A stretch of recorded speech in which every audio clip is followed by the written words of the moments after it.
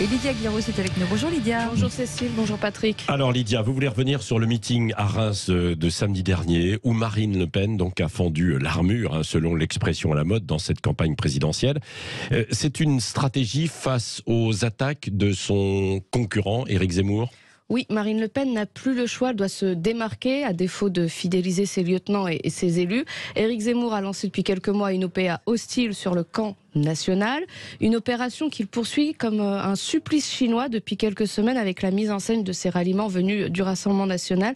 Ralliement après ralliement, semaine après semaine, Marine Le Pen voit donc les rangs se clairsemer autour d'elle et elle avance dans cette campagne en se demandant si ceux qui sont autour d'elle aujourd'hui ne sont pas ceux qui la trahiront demain. Oui, et dans ce contexte, elle a décidé un peu de se dévoiler un peu plus au public, c'est ça ? Oui, Marine Le Pen, elle a le cuir solide, un cuir qui s'est renforcé année après année depuis l'enfance. Elle a d'ailleurs rappelé l'épisode de l'attentat qui avait visé sa famille lorsqu'elle avait 8 ans.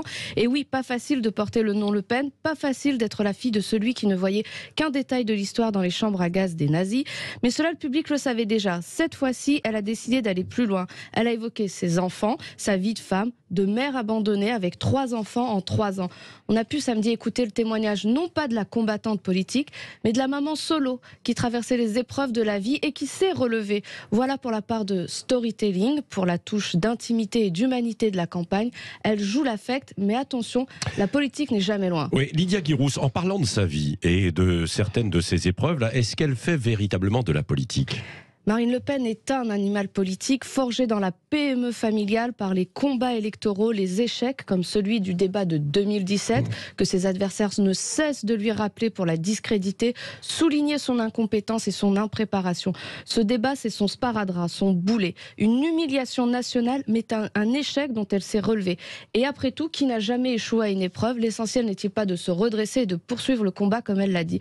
Marine Le Pen utilise donc les cartes femme, mère courage, celle de la résiliente aussi, face à un Éric Zemmour qui attaque, parfois avec beaucoup de mépris, et qui apparaît encore dans les enquêtes qualitatives comme le candidat qui inquiète le plus les Français.